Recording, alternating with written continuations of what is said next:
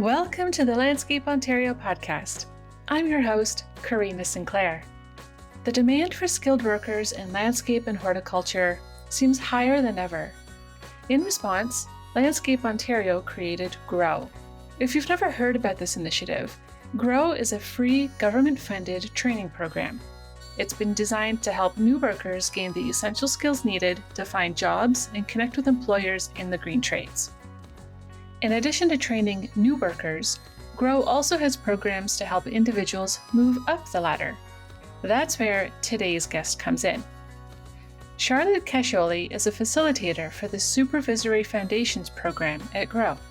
Charollette's been involved in the landscaping industry since she was a teenager, working alongside her dad in his landscaping company. Now Charolette is a certified HR leader and has close to 25 years' experience, with nearly a decade of experience specifically within the landscaping industry. She has developed, implemented, and facilitated a range of supervisory and management workshops, including engagement, culture, recruitment, conflict resolution, and communication. She currently provides HR consulting services to landscape contractors, facilitates HR peer groups, and provides specialized services around temporary foreign workers, as well as engagement, retention of staff, and HR efficiencies. We're going to talk to Charolette about her role with the GROW program and how she helps participants develop the confidence and communication skills needed to succeed as a leader in the workplace. If you're interested in progressing your career in landscaping and horticulture, stay tuned. But first, a word from our sponsor. Do you have your tickets for Landscape Ontario Congress yet? Congress is Canada's largest and longest-running trade show and conference for landscape professionals.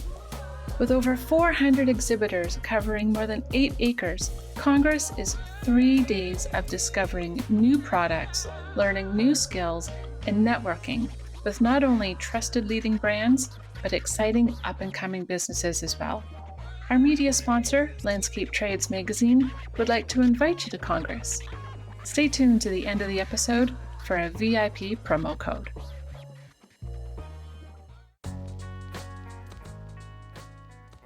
Thanks so much for joining us here on the Landscape Ontario podcast, Charolette. Let's get right into the conversation. Labor shortages continue to be a challenge for employers. From your perspective as a human resource professional, what do you think would help employers fill their vacant roles? Are they missing something in their current recruitment efforts? I love that question, Karina. And yeah, definitely we are certainly facing labor shortages still within our industry and just overall. The Canadian Survey of Business Conditions just launched information on this, saying that rising inflation, shortage of labor force, and retaining and recruiting skilled employees are still the leading challenge that businesses are facing. So how do we respond? Yeah, that's a great question. We really do need to be looking outside of our industry. That's one of the suggestions I always make to contractors that I speak to. When you see a resume come through your desk, don't just exclude that candidate because they don't have landscaping experience. Look beyond that.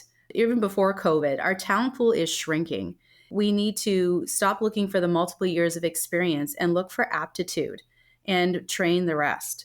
There's definitely a war on talent, and there's higher expectations from candidates because they now have choice. There's been some phenomenal stories that I've been able to see and experience in the GROW Supervisory program of just outstanding supervisors and lead hands that just came completely outside of our industry, like culinary and retail, even GMs and senior managers and business owners completely outside of our industry, fitting right in and building the skills from there. So I just think we definitely need to be looking outside of our industry. And often when I talk to contractors, a lot of them already say this, but making sure we hire for attitude versus aptitude, I think that's a really good, important concept to deal with this labor shortage.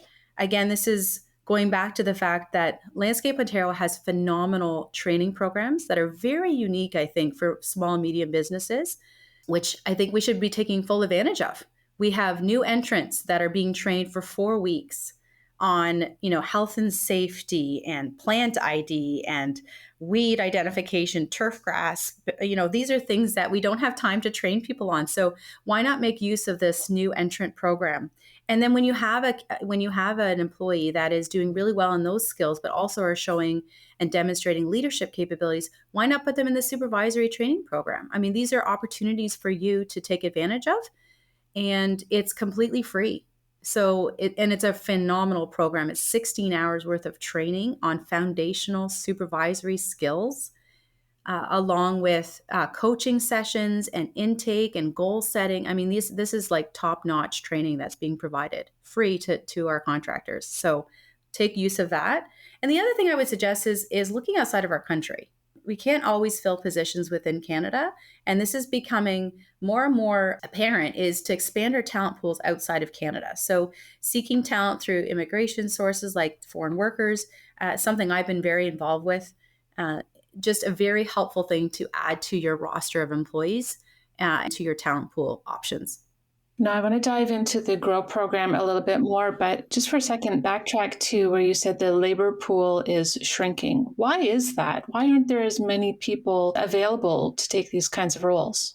Yeah, that's a great question. I think there's just a lot less students going into the trades to begin with. So, like the entrance point, there's just a lot less interest for some reason. And I can't put my finger on it because it's an amazing industry. So, starting right from the feeder of schools, you have a lot less interest from students going into the trades. And this is apparent across all the trades, not just landscaping. A lot of the trades are really losing skilled workers. You mentioned hiring outside of the country. The temporary foreign worker program is definitely something that's gotten a lot of attention, but the rules seem to be always changing, and there's new regulations and policies. Is that something that you can help companies do, or are there people that can help a landscape company navigate all those changing policies to create a really welcoming environment for those foreign workers?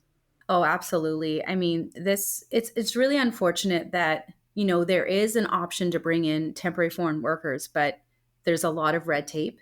And, an 18-page form is quite daunting, and it's probably 40 hours worth of work. We found, or at least I found that. That's what I do all the time. I work with multiple clients to bring in temporary foreign workers, provide assistance on how to fill out that form, but more importantly, the business rationale and the posting requirements, the recruitment protocol that needs to be followed in order to justify your case to bring in a non-Canadian resident worker. So that's a really key piece.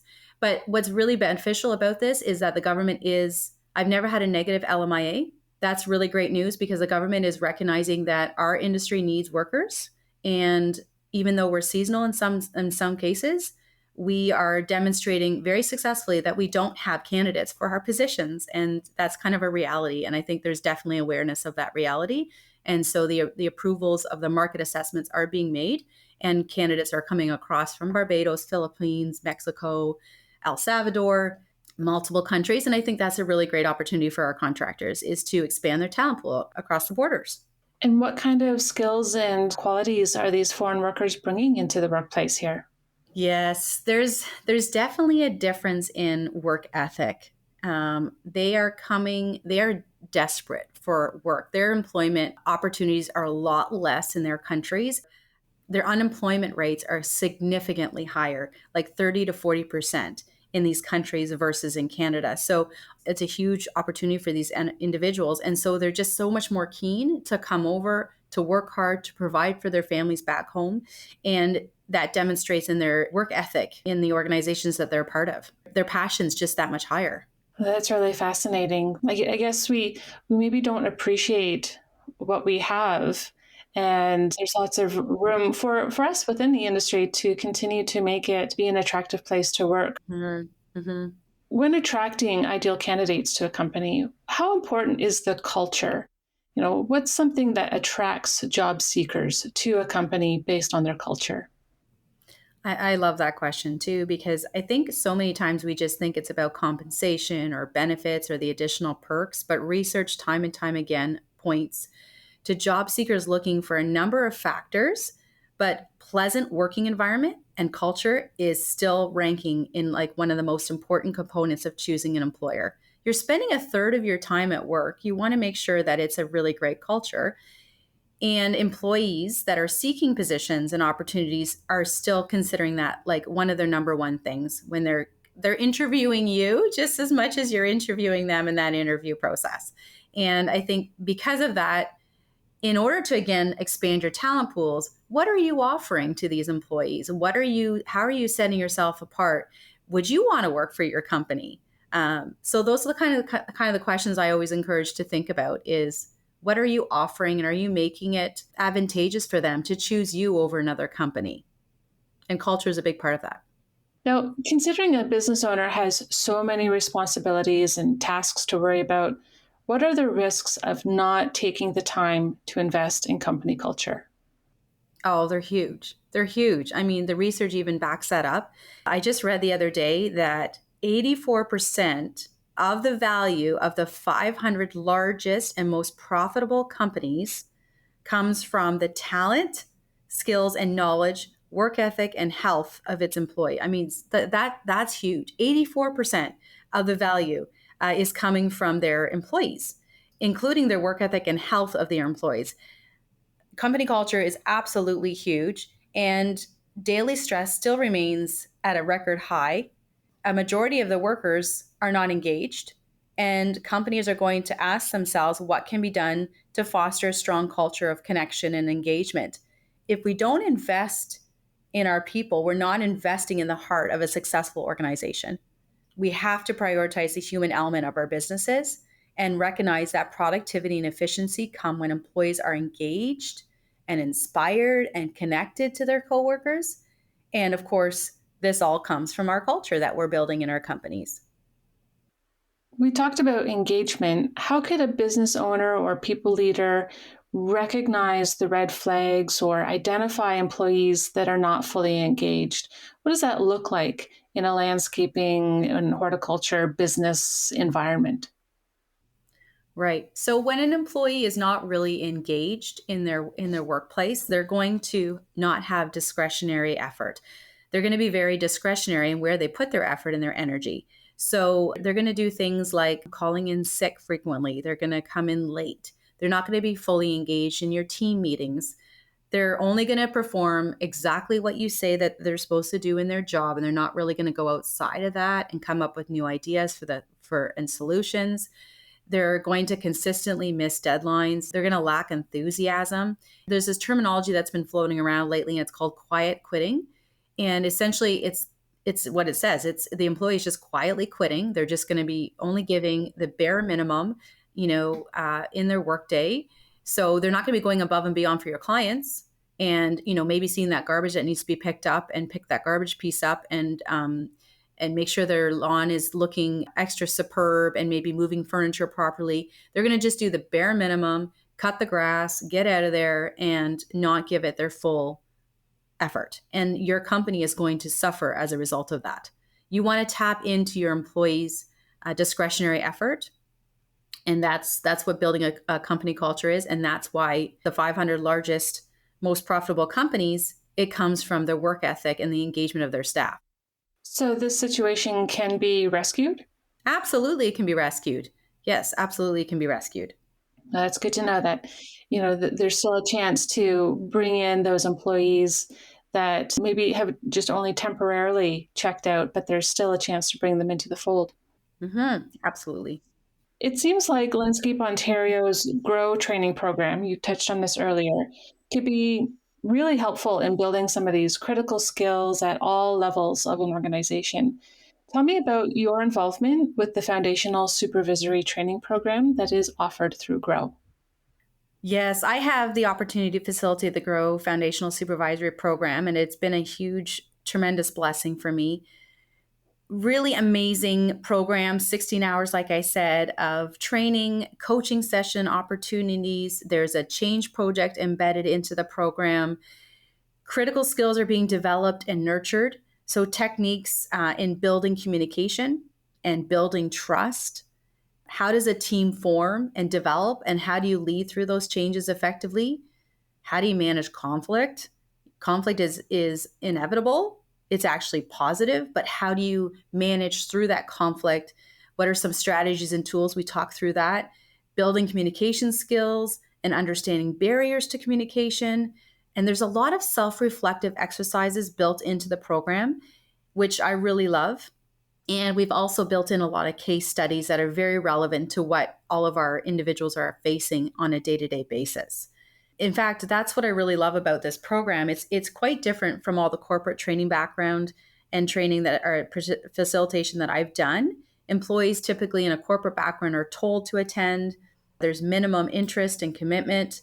But in this program, attendees are nominated because of their leadership capabilities. They want to be there, they want to grow and develop, and the owner is often very closely connected to that individual as they go through this program. Does this training work for any kind of landscape business, or is it mostly geared towards design build companies? It's really for any landscaping, construction, irrigation, hardscape, softscape, maintenance, snow removal. Anyone within this umbrella of our industry is able to attend and participate in this program. We have over 85 participants already signed up, and they're from a wide variety of companies across that industry. Now, do you have any examples of success stories of people who've come into the supervisory training and moved up in their career? Well, the entire premise of this program is to provide attendees with the knowledge and tools to effectively manage, engage, and empower their team, but also prepare them to assume a leadership role or supervisory role, or give them the skills for a newly assigned leadership role. So a big portion of this program is propelling them into those roles. And they're nominated into the program because they're already demonstrating some leadership capabilities. And this program is just going to propel them to be successful in that leadership role. That's kind of the qualifier thing there. Again, I've seen some really amazing situations where individuals are coming from culinary, or they're coming from retail, or they were a GM in another company, or even I've had Walmart greeters or supervisory individuals. They're coming into our industry and they have a lot of skills, and they get to learn how do you manage conflict within a team in the landscaping industry? What are some of the things that you're going to experience? And they leave that program feeling very equipped and ready to take on the challenges that they're facing. Another really unique thing about this program is that you're with your peers. And so we often break out into breakout groups, or we have case studies, and they're comparing. The case studies are very relevant to our industry. They're things that happen all the time. And they get to talk through those situations, come up with solutions together, and learn from their peers as well, which is a very helpful piece in the program. Have you noticed any recurring obstacles experienced by the program participants? Like, are they coming in with the right mindset, or have they had a lot, experiences that create barriers for them moving forward until they take a program like this? Yeah, great question. I mean, every year we actually review evaluation feedback, and we take considerable notice of obstacles that participants come into the program with, and we build into the program for the following year to ensure that the content's kept up to date and most beneficial for our participants. I would say the reoccurring obstacle that I've seen, and I don't really think it's an obstacle, I think this is the benefit of the program, is that they're going to be able to build through and work on their confidence or lack thereof. And being new to leadership and managing a team is extremely daunting and scary. And do they have the tools to succeed, and therefore have the confidence to be in that leadership role? A lot of the programming and the learning that they're going to take place in this program is going to infuse that confidence into them. And the other thing that we've really noticed is just, how do you handle conflict diplomatically? Conflict with a client or a customer that's really difficult to deal with, a colleague, even your manager. How do you deal with those conflicts effectively and diplomatically and get to the next level in that relationship and communication? Because conflict doesn't have to end there. It can propel us into a better relationship with those individuals. So those are the two reoccurring things I see. But as a result of this program, they're that much more able to succeed in their roles. Yeah, certainly addressing conflict can move us into better relationships, and not addressing it can just keep something festering and creating a low grade issue, a fever, so to speak, throughout a company that's really hard to resolve. Confidence and conflict management definitely go hand in hand. Why do you think confidence is such a common problem, and how can addressing it resolve workplace conflict?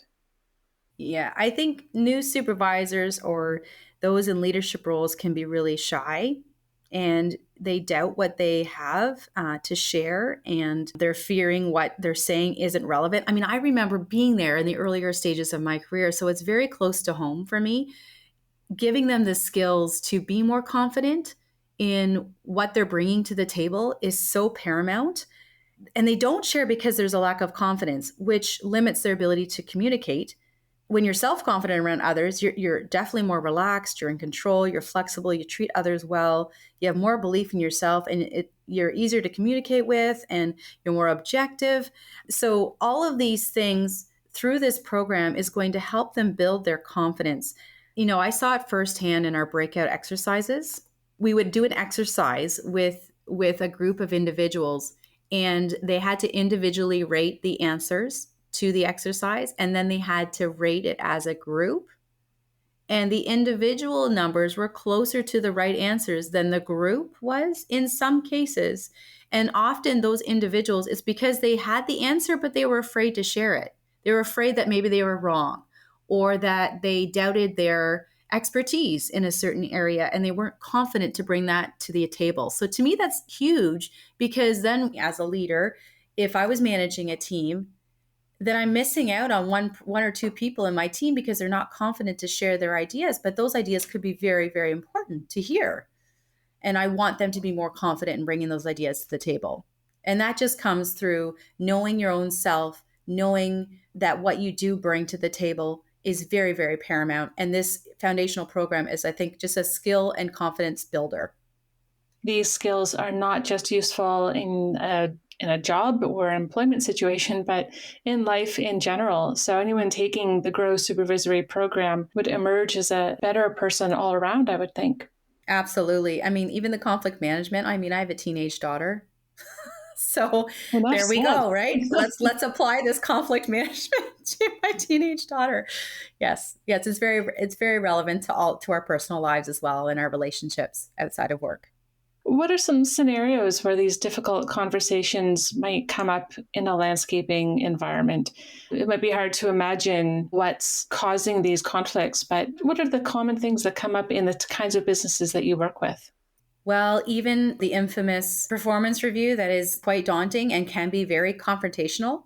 That's one piece for sure. Even just communicating changes to your employees, a change in work process, a change in a benefit plan, a change in a customer that maybe lost, that the company has lost, and now you're having to communicate that to your crew. Client relationships. I mean, COVID was really heightened, right? You had some customers that were just very upset with how the company might be handling COVID or not handling it well enough or not coming to their property. So there was just a lot of conflict in those areas. So those are just some examples that I've seen within our industry. But again, having the tools to diplomatically handle and communicate and work through those stages of conflict with a client or a customer or a confrontational performance review or communicating a change. Like we actually have embedded a lot of these scenarios within our program so that it's just real life examples that they're dealing with, and they come up with their own as well, and we work through those as well. So very relevant and applicable. Well, that's great. Do you have any favorite resources to recommend to business owners or people leaders who want to build better teams but don't know where to start? Oh, that's a hard question because I love to read and I feel like every resource is awesome. But I would have to say that one of my personal favorites is a book that outlines strengths. So I get really weary of focusing on weaknesses of our shortcomings. And research actually tells us time and time again that we need to spend our energy and invest our energy on developing our strengths instead of correcting our weaknesses. So there's a book written by Tom Rath called Strength Finders. It outlines 34 of the most common talents, and there's actually an assessment built into the book. And so you can do it online and it pops out your 5 strengths there's multiple strengths that you can have, but your 5 dominant strengths. And to my younger self, this was a very helpful tool as I maneuvered around different opportunities and responsibilities and work. I just kind of more gravitated and knew where to go with my abilities and my strengths to align with that. And of course, if you focus more on your strengths, you're going to be more likely to be engaged in your job. So there's that word again, Karina, the engagement piece. And I often coach clients and individuals on this. Everybody has skills and strengths. Why not focus on those and create more of a positive environment instead of focusing on the weaknesses of individuals? We all have weaknesses. We're not perfect, but focusing on the positives. And this goes for parenting as well, right? Focusing on the positives, you're just going to get a lot more from that individual and that relationship than if you would focus on the negatives. Another favorite book of mine is Frank Lacone's book. It's Working Genius, a groundbreaking model. And he also has an assessment of gifts and frustrations. So he talks about in his book kind of like 6 working geniuses. So wonder, discernment, invention, galvanizing, tenacity, enablement. And then once you identify, your actual working genius, you'll also know your working frustration. So you want to kind of stay away from those working frustrations and you want to stick with the working genius. Really good team environment assessment. This is really helpful because once everybody knows what their working genius is, then you can tap into those individuals at different times within a project or a task that you need to do. So, for example, I'm a big wonderer. And so I'm not allowed to come in meetings when they're executing because I'm just going to throw everybody off and come up with new ideas. So that's just a really helpful thing for me to know, but also for my team to know. I could see that being of great value, especially to identify the gaps of opportunity on a team and what Mm-hmm. skills or attributes of somebody that you might be looking for to bring into the team specifically, like you said earlier, hiring for attitude, not aptitude, and knowing that maybe you do need somebody who can think big questions, or they're really great at research, or they're really good at seeing a project all the way through to the end and making sure that all the boxes are checked without adding new ideas along the way. Mm-hmm. I've been in those in work environments where those strengths have been celebrated, and that is a really exciting place to be. That's great. Yeah. So, is there anything else you'd like to share with our listeners? I'm biased. I'm the facilitator of the program, but if you don't have staff in the GROW Supervisory Foundational program, get them in next year. It's a phenomenal program. Tap into the new entrant program. There's just so many resources available. And I know sometimes we're running at 100 miles an hour, but just intentionally planning for that next year, I think, is a really good business strategy. And then there's also Employer of Choice, which is a phenomenal program. So there's lots of resources available to you. And so I just say, jump into them. And the other thing I just wanted to say is a special thank you to an amazing team that's supported me and managed the entire intake process and all the administrative details. Just want to do a big shout out to Vicky Thompson and Hazel Chow. They've both been amazing. So thanks, guys. They are really amazing. The GROW program and the GROW team are always working really hard to make it a better experience for everybody. I've spent some time with the new entrants as photographer, videographer. Sometimes they'll join the teams when they're on the grounds of Landscape Ontario and Milton.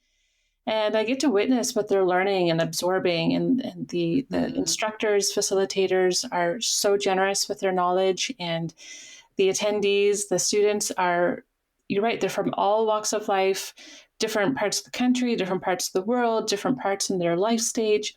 And they all have this united desire to create a greener world, which is very exciting. And then Mm-hmm. to know that they can move from new entrant up to the supervisory training, up to employers of choice. There's a real progression in the career, so that you may come in as somebody who trims hedges, weeds a garden, but you can really progress and build a lucrative and meaningful career. Absolutely.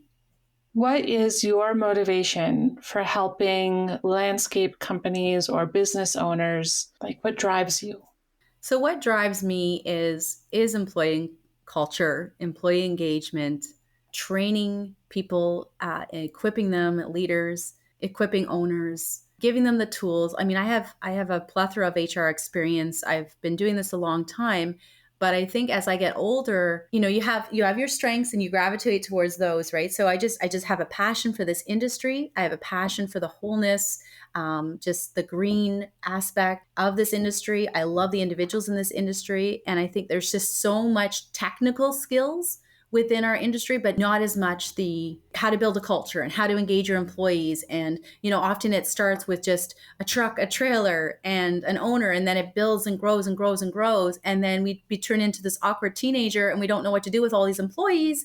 And so that's my passion, is to help and support that owner or that manager or that senior leader, the GM, with how do you engage your staff? How do you even know if they're engaged? How do you build an amazing culture?